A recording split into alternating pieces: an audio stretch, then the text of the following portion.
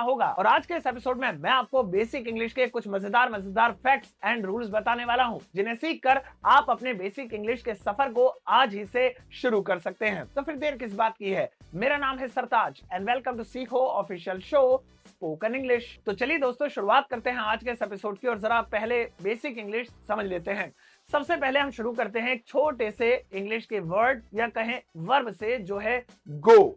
इसका हिंदी में मतलब होता है जाना। मैं जाऊंगा, आई विल गो। तुम्हें जाना चाहिए, यू शुड गो। तुम नहीं गए, यू डिड नॉट गो। अब आप इस तरह से किसी भी वर्ब को यूज कर सकते हैं, लेकिन क्या आप जानते हैं कि अगर इस गो या फिर किसी भी वर्ब के बाद आप एक टू लगा देंगे तो इसका मतलब हो जाएगा करने के लिए जा रहा। जैसे मैं सोने के लिए जा रहा हूं या मैं सोने जा रहा हूं, एक ही बात है।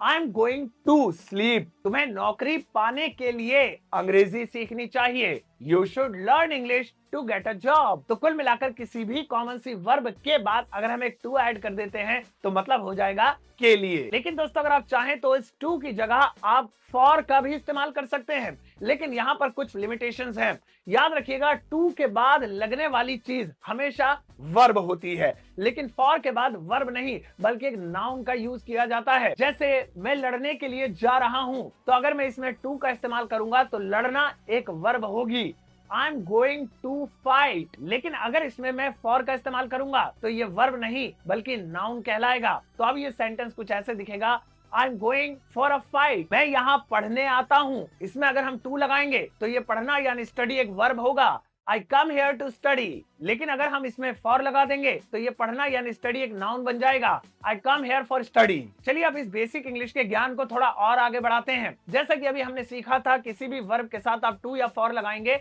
तो कुछ अलग अलग मतलब बन जाएंगे।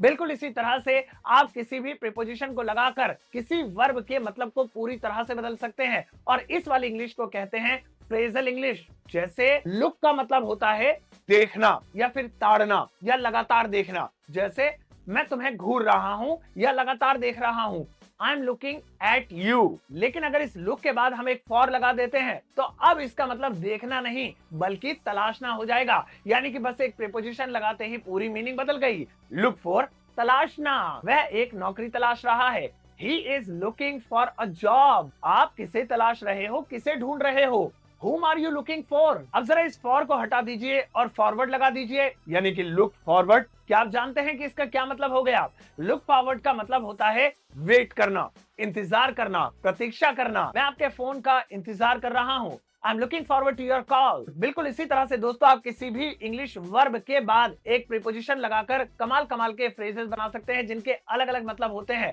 वैसे अपने सीखो के एपिसोड्स में मैं आपको ऐसे कमाल कमाल के फ्रेजेस एंड इडियम सिखाता रहता हूं, तो इसीलिए मेरे शो स्पोकन इंग्लिश को आप सीखो पर ऐसे ही फॉलो करते रहिएगा, ताकि आपकी इंग्लिश और भी ज्यादा पावरफुल बन जाए।